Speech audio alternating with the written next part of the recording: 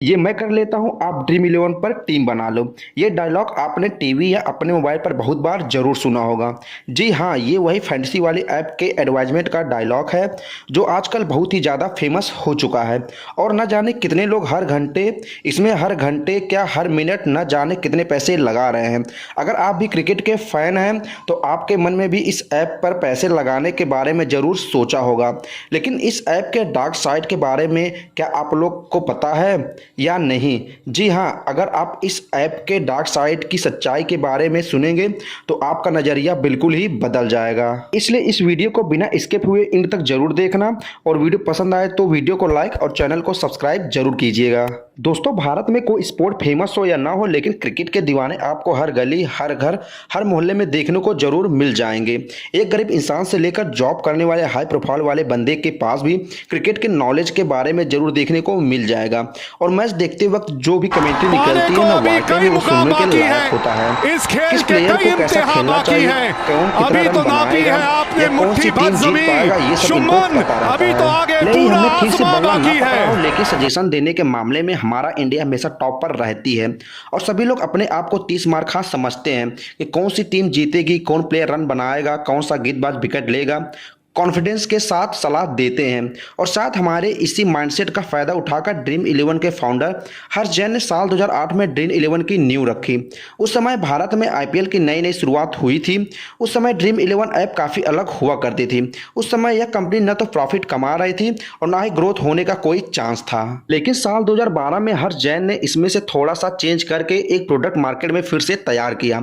इसके बाद यह कंपनी पूरी तरह से बदल गई। अगर ड्रीम इलेवन के बिजनेस मॉडल और फंक्शनिंग की बात करके चले तो साल 2007 में जब हर्ष जैन इंजीनियरिंग की पढ़ाई करके जब अमेरिका से इंडिया आते हैं, और अगले साल 2008 में भी भारत में आईपीएल की शुरुआत होती है। और इस टाइम पर हर्ष जैन भारत के मार्केट पर काफ़ी ज़्यादा गैप रियलाइज करते थे। तो ये देख रहे थे कि यूएस और इंग्लैंड में फैंटेसी गेम का बहुत ज़्यादा क्रेज है। तो वहाँ पर गेम खेलने वाले में 70% लोग फैंटेसी गेम जरूर खेला करते हैं। लेकिन इंडिया में ये आंकड़ा 0 था, क्योंकि इंडिया में कोई फैंटेसी ऐप का प्लेटफॉर्म ही नहीं था। और यहीं पर हर्ष जैन ने सोचा क्यों ना यहाँ पर एक फैंटेसी गेमिंग का एक ऐप बिल्ड करते हैं। और वहीं पर साल 2008 में उन्होंने ड्रीम इलेवन की नींव रखी। ड्रीम इलेवन शुरुआत में एक फ्री प्लेटफॉर्म था, जहां पर उनके प्लेटफॉर्म पर जाके आप एक टीम बना सकते थे और ऐप वर्चुअल कॉइन से गेम खेल सकते थे। लेकिन आप उस टाइम पर कोई पैसे नहीं निकाल सकते थे। और कंपनी का जो पैसा कमाने का तरीका था, जब आप उनके प्लेटफॉर्म पर जाते थे तो कंपनी वहां पर एक ऐड चलाती थी। उन ऐड से ही कंपनी का प्रॉफिट हुआ करता था। उसके बाद साल 2012 में हर्ष जैन ने सोचा कि इस तरह से हमें प्रॉफिट नहीं हो पाएगा, तो उन्होंने साल 2012 में पूरा बिजनेस मॉडल ही चेंज कर दिया। अब आप पैसे भी लगा सकते हैं और पैसे भी निकाल सकते हैं, और आप एक दिन में 40 करोड़ रुपए तक भी जीत सकते हैं। ड्रीम इलेवन का बिजनेस मॉडल कुछ ऐसा है, मान लीजिए आपने किसी लीग में 100 रुपए लगाए और आपने एक टीम बनाई। उस टीम में 2 लाख लोग पार्टिसिपेट कर सकते हैं। इसका मतलब यह है कि उस टीम से 2 करोड़ रुपए जनरेट हो रहा है।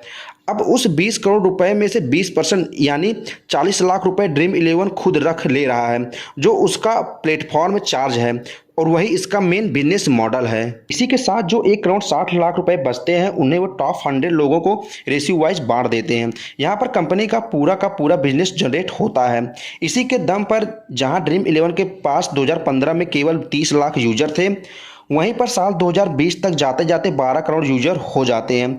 वहीं पर अगर हम इनके रेवेन्यू की बात करके चले तो जो साल 2020 में 1670 करोड़ रुपए था, और 2021 में बढ़कर 2554 करोड़ रुपए हो गया था, और 2022 में वह 50% बढ़कर 3814 करोड़ रुपए हो गया था। यहाँ पर हमारे मन में यह सवाल जरूर उठता है कि ड्रीम इलेवन भी तो मैच में पैसे लगवा रही है, तो ये लीगल कैसे हो सकता है। चलो इस बात को समझते हैं। जैसा कि पब्लिक गैम्बलिंग एक्ट 1867 के अकॉर्डिंग के तहत अगर आप किसी भी चीज़ का बैटिंग करते हैं या किसी भी गेम पर पैसे लगाते हैं तो ये सब भारत में इलीगल है। चलिए हम आपको समझाते हैं कि ड्रीम इलेवन किस हिसाब से इंडिया में इलीगल है। वरुण गंभीर ने ड्रीम इलेवन पर 50,000 रुपये गंवा दिए।